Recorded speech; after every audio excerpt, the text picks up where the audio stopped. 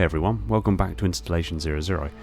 Episode 4 of the Halo series is now live here in the UK, and this video deals with the comparisons between the lore of the TV show and that of the games and books. Episode 4 is a difficult one because there are large portions of the episode dedicated to the Quan storyline, Vincher's storyline, and John's memories of his family.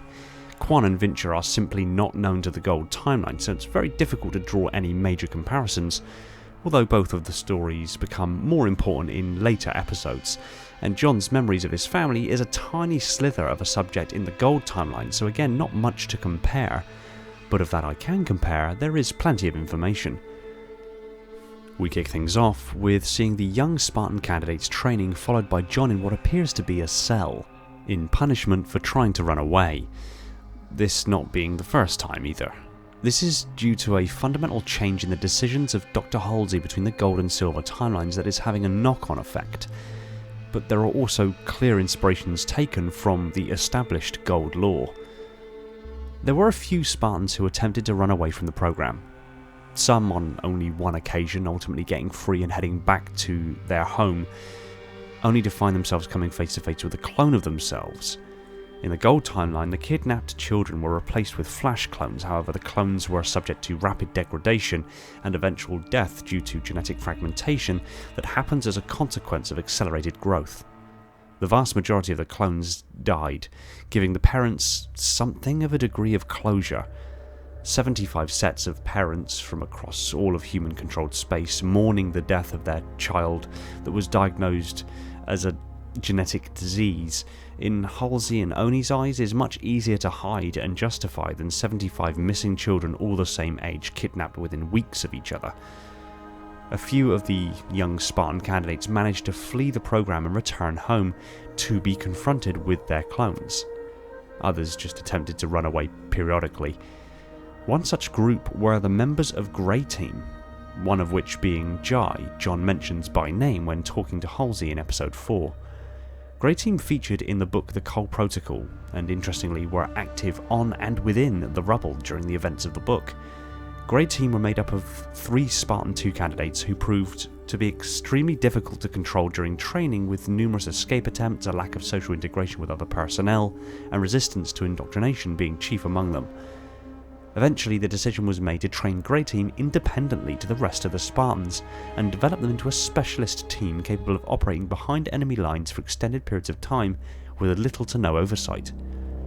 In the Silver timeline, it would appear that John was of a similar predisposition, with a desire to leave the program and return home cropping up on more than one occasion. As such, John is exhibiting characteristics of other Spartans. This decision was likely to make John a more interesting and varied character. In the Gold timeline, John accepted his charge more or less from the get-go, but again, the basis of this is due to one single fundamental difference in the approach to the origins of the Spartan program. Again, in the Gold timeline, the children were kidnapped and replaced with Flash clones, and when they awoke they were on Reach within the Spartan training facility. Now allow me to read you an excerpt from the book The Fall of Reach from the Gold timeline, initially released in October of 2001 in coincidence with the release of Halo CE. This excerpt deals specifically with a conversation that happens between Halsey and the AI Deja. This is how things went in the Gold timeline, but I want you to pay attention to Deja's comments. "You have read my psychological evaluations?" Deja asked Dr. Halsey. "Yes, they were quite thorough," she said. "Thank you." "And?" "I'm foregoing your recommendations, Deja. I'm going to tell them the truth." Mendez gave a nearly inaudible grunt of approval, one of the most verbose acknowledgements Dr. Halsey had heard from him. As a hand-to-hand combat and physical training NCO, Mendez was the best in the Navy. As a conversationalist, however, he left a great deal to be desired. "The truth has risks," Deja cautioned. "So do lies," Dr. Halsey replied. "Any story fabricated to motivate the children, claiming their parents were taken and killed by pirates or by a plague that devastated their planet, if they learned the truth later, they would turn against us." "It is a legitimate concern," conceded Deja, and then she consulted her tablet. "May I suggest selective neural paralysis? It produces a targeted amnesia, A memory loss that may leak into other parts of the brain? No, Dr. Halsey said. This will be dangerous enough for them even with intact minds. So in the gold timeline, Halsey vowed to tell the children the truth and leave their minds unaltered. She goes on to say, as per Naval Code 45812, you are hereby conscripted into the UNSC Special Project codenamed Spartan 2. She paused, the word stuck in her windpipe. How could they possibly understand this? She barely understood the justifications and ethics behind this program. They looked so confused. A few tried to stand and leave, but their handlers placed firm hands on their shoulders and pushed them back down. 6 years old. This was too much for them to digest. But she had to make them understand, explain it in simple terms that they could grasp. Dr. Halsey took a tentative step forward. You have been called upon to serve, she explained. You will be trained, and you will become the best we can make of you. You will be the protectors of Earth and all her colonies. A handful of children sat up straighter, no longer entirely frightened, but now interested. Dr. Halsey spotted John, subject number 117, the first boy she had confirmed as a viable candidate. He wrinkled his forehead, confused, but he listened with rapt attention. This will be hard to understand, but you cannot return to your parents. The children stirred. Their handlers kept a firm grip on their shoulders. This place will become your home, Dr. Halsey said, in as soothing a voice as she could muster. Your fellow trainees will be your family now. The training will be difficult. There will be a great deal of hardship on the road ahead, but I know you will make it. Patriotic words, but they rang hollow in her ears. She had wanted to tell them the truth, but how could she? Not all of them would make it. Acceptable losses, the Office of Naval Intelligence representative had assured her. None of it was acceptable. Rest now, Dr. Halsey said to them. We begin tomorrow. Note a few things here. Halsey is fully aware what is being done is wrong. Halsey acknowledges that the only representative would deem the deaths of some of the candidates acceptable losses, while she didn't think any of it was acceptable. Note she checked her use of the word children and corrected it to trainees to distance herself psychologically from the tender age of the children and the true horror of what she was doing. She demonstrated empathy, remorse and morality in regards to the children and her involvement in what has and would continue to happen to them.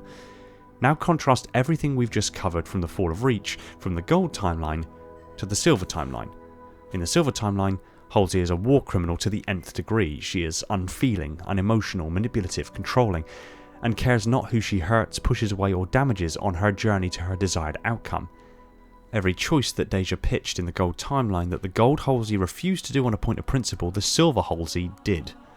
Deja said to lie to the children. Gold Halsey refused, Silver Halsey lied to them. Deja suggested a lie such as their parents were killed by pirates or a plague devastated their planet. Gold Halsey refused. Silver Halsey told John that his parents and his entire colony of Arandis 2 were devastated by a plague brought to the colony by an unlicensed transport vessel. Deja suggested selective cerebral paralysis, basically a memory wipe. Gold Halsey refused. Silver Halsey implanted all Spartans with a hormone regulation chip that numbed their senses and suppressed their memories of their childhood homes and their parents.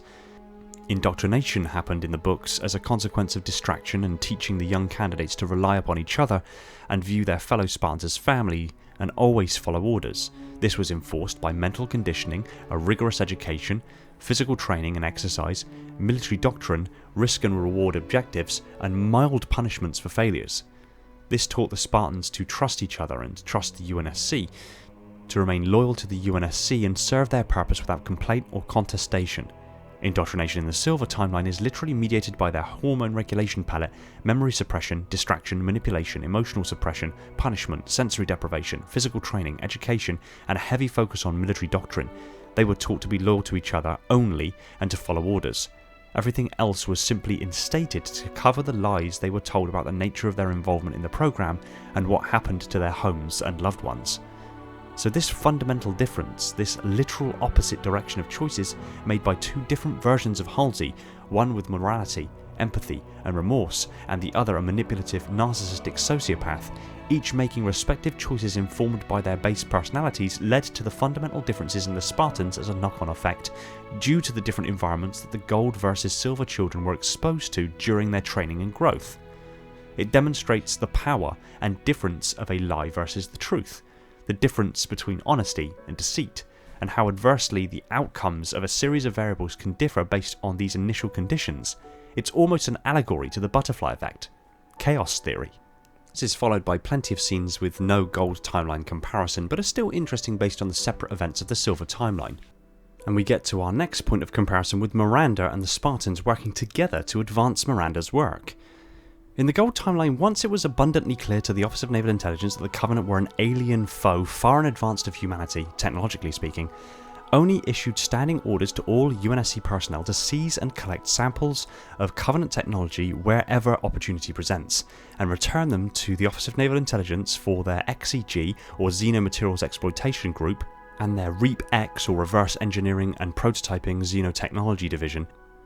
These divisions of ONI would then go to work in finding out all they could about the alien technology and reverse engineering them so to close the technological gulf that existed between the humans and the Covenant. By the closing years of the war, humanity had narrowed this division substantially to the point that some technologies were on par with Covenant technologies, though the Covenant still had an obvious numbers advantage as well as many member races of the Covenant being biologically superior to humans, with the exception of Spartans of course.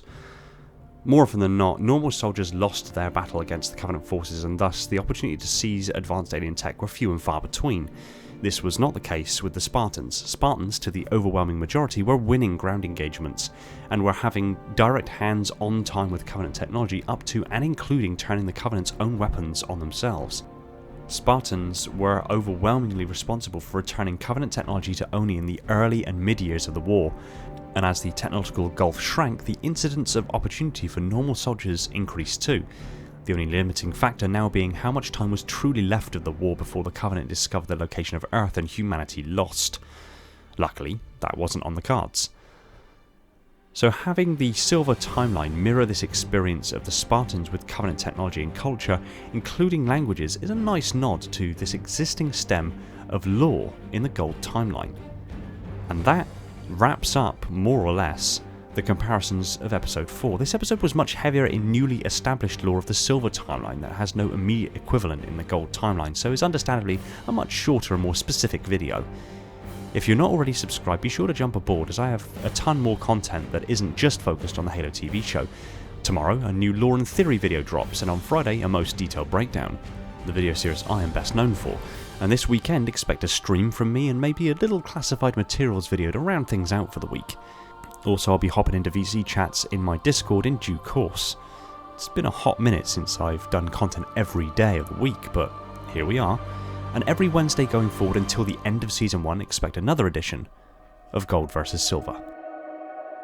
Thanks for watching, commenting, liking and subscribing. I just want to give a quick shout out to my patrons and YouTube members: Spartan10148, my Metarch, Dylan, Falcon X003, Kenwood, Irrefutable Justice, Leon, Neek and Ramiz, my monitors, Alvin, Andrew, Brand, Brian, Cameron, Chris, Darian, Devon, Flaming Halo, Greenblood, Kyle, Legions Lost, Michael, Prophet Bear, Spartan and Wolf, my sub-monitors, my fleet of Strato Sentinels, my diligent enforcers, and all the other awesome people that have jumped aboard to support the channel over at Patreon. Another shout out to Todd Morrison, my Transcendent YouTube member, and just one quick reminder to support us on all major social media channels including Discord. Much love from 00. Take it easy everyone, and find peace in the domain.